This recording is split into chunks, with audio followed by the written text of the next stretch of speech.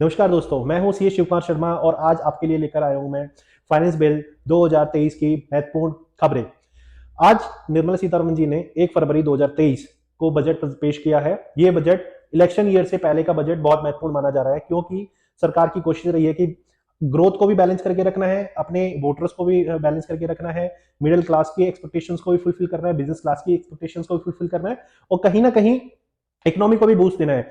जैसे कि ग्लोबली देखा जा रहा है कि कई सारे नेगेटिव फैक्टर्स हैं and India is flourishing as of now. So इन सब चीजों को मेंटेन करने के लिए निर्मला सीतारमण जी ने ये बजट पेश किया है। तो सभी की उम्मीदें जुड़ी होती हैं इनकम टैक्स को लेकर, क्योंकि जब भी फाइनेंस बिल आता है सबको लगता है कि इनकम टैक्स के अंदर बड़े बदलाव देखने को मिल सकते हैं। उन्हीं कुछ बदलावों के ऊपर जो कि अगले साल के लिए प्रपोज किए हैं इस फाइनेंस बिल के अंदर, मैं उन बदलावों के ऊपर बात करने जा रहा हूं। आप टैक्स इंडिया न्यूज के चैनल को सब्सक्राइब, लाइक, शेयर करना ना भूलें। तो हम एक एक करके बात करेंगे। सबसे पहले मैं बिजनेसेस के लिए बात करता हूं, जिसके अंदर मुझे 3 महत्वपूर्ण बदलाव लगते हैं। पहला बदलाव यह है कि प्रिजम्पटिव बिजनेसेस के लिए लिमिट्स और प्रोफेशनल्स के लिए लिमिट इंक्रीज कर दी गई है। प्रिजम्पटिव बिजनेस, कुछ बिजनेसेस है 44 एडी के अंदर जो कि लिमिट अभी 2 करोड़ रुपए है, उस लिमिट को बढ़ाकर 3 करोड़ रुपए कर दिया गया है। सेम तरीके से 44 एडी के अंदर लिमिट्स को 50 लाख से 75 लाख रुपए 75 लाख रुपीस कर दिया गया है।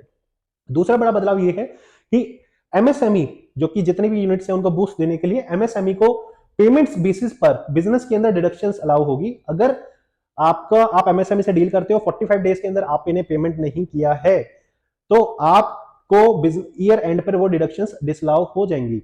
देन उसके अलावा अगर आपका एग्रीमेंट नहीं है तो 15 डेज के अंदर आपको पेमेंट करनी है, और आपने अगर पेमेंट नहीं किया है तो भी आपका वो एक्सपेंस डिसअलाउ हो जाएगा।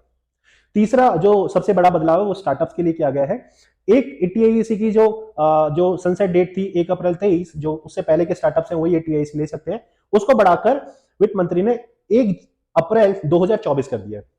दूसरा इसी के साथ बदलाव किया है कि कैरी फॉरवर्ड ऑफ लॉसेस के अंदर जो एक रिबेट था कि एटीआईसी एग्जाम स्टार्टअप जो है उन स्टार्टअप्स के लिए carry forward of losses allow होता है अगर उनमें जो भी प्रमोटर है वो प्रमोटर बने रहे उस कंपनी के अंदर, चाहे उनकी शेयर होल्डिंग 51% से कम हो जाए। तो ये पहले 7 साल की डेडलाइन थी, अब इस डेडलाइन को 10 साल कर दिया गया है। ये 3 बदलाव थे बिजनेसेस के लिए। अब बात करते हैं हमारे income tax, personal income tax की। तो दोस्तों, न्यू टैक्स रेजिम के अंदर पहले जो 6 स्लैब हुआ करते थे, सरकार ने उसको 5 स्लैब के अंदर कर दिया है, और निर्मला सीतारमण जी ने कहीं ना कहीं इसको 3 के पहाड़े के अंदर इसको रेस्ट्रिक्ट कर दिया है। तो 0 से 3 तक हमारा टैक्सेशन होगा 0, 3 से 6 होगा 5%, 6 से 9 होगा 10%, 9 से 12 होगा 15%, एंड 12 से 15 होगा 20%, और 15 से ऊपर होगा 30%। इसके साथ साथ ही टैक्स रेजिम जब हम इनकम टैक्स रिटर्न फाइल करेंगे इट विल बी डिफॉल्ट। तो याद रखिए कि आप अगले साल जब भी रिटर्न भरेंगे तो डिफॉल्ट है, तो आपको ओल्ड रेजिम एक्सप्रेसली सेलेक्ट करनी पड़ेगी। तो ये फीचर्स इनकम टैक्स के ऊपर रोल आउट हो जाएगा। एक बदलाव दिया है जो कि हाई नेटवर्थ इंडिविजुअल्स होती हैं, जिनकी अर्निंग 2 करोड़ से ऊपर है, उनके लिए पहले जो सरचार्ज था 37% उसको रिड्यूस करके 25% कर दिया गया है। तो एचएनआई को भी काफी बेनिफिट मिला इस चीज से। इसके अलावा कैपिटल गेन जो 54 एंड 54F का जो सेक्शन था, जिसके अंदर हम हाउस प्रॉपर्टी के सेल करके या लॉन्ग टर्म कोई कैपिटल एसेट सेल करके हम एग्जम्पशन लेते थे, उसको मिसयूज ना हो इसलिए सरकार ने बोला है कि 54 एंड 54F दोनों के अंडर एक इंडिविजुअल बस 10 करोड़ तक के घर परचेज करने के ऊपर ही एग्जम्पशन क्लेम कर सकता है। तो उससे ऊपर के आप 10 करोड़ के ऊपर का घर परचेज करते हो तो उसमें कोई आपको एग्जम्पशन नहीं मिलेगी। गवर्नमेंट एम्प्लॉइज के लिए लीव एनकैशमेंट की लिमिट 3 लाख से बढ़ाकर 25 लाख रुपए कर दी गई है। अब बात करते हैं उन लोगों के लिए जो लोग हाई एलआईसी प्रीमियम पे करते हैं। तो 5 लाख से ऊपर का जो प्रीमियम होगा, एनुअल प्रीमियम होगा, और इंश्योरेंस पॉलिसी कोई लेता है, लाइफ इंश्योरेंस पॉलिसी लेता है और उसका उनको बेनिफिट मिलता है मैच्योरिटी के टाइम पे, तो 5 लाख से ऊपर की प्रीमियम वाली पॉलिसीज पे एग्जम्प्ट नहीं होगा। अब बात कर लेते हैं गुड्स एंड सर्विस टैक्स की। तो गुड्स एंड सर्विस टैक्स के अंदर बिजनेसेस के लिए एक जो मुझे सबसे अच्छा बदलाव लगता है वो है ई कॉमर्स के ऊपर जो आज लोग बिजनेस कर रहे हैं उनको भी कंपोजिशन स्कीम अलाउ हो गई है, चाहे उनको टीसीएस कलेक्ट करना पड़े।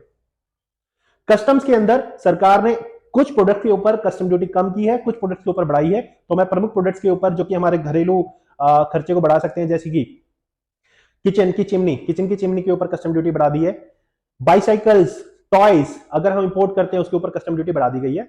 उसी तरफ मोबाइल मैन्युफैक्चरिंग को बढ़ावा देने के लिए उसके लिए अगर कैमरे के लेंसेज इंपोर्ट किए जा रहे हैं तो उसकी कस्टम ड्यूटी रिड्यूस कर दी गई है।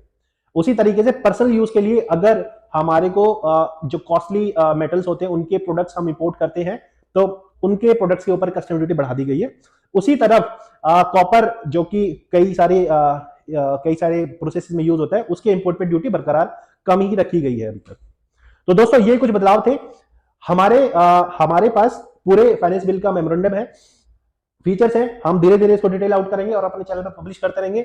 आप इसी तरह हमारी वीडियो को देखते रहे, लाइक करते रहे, शेयर करते रहे। Thank you so much.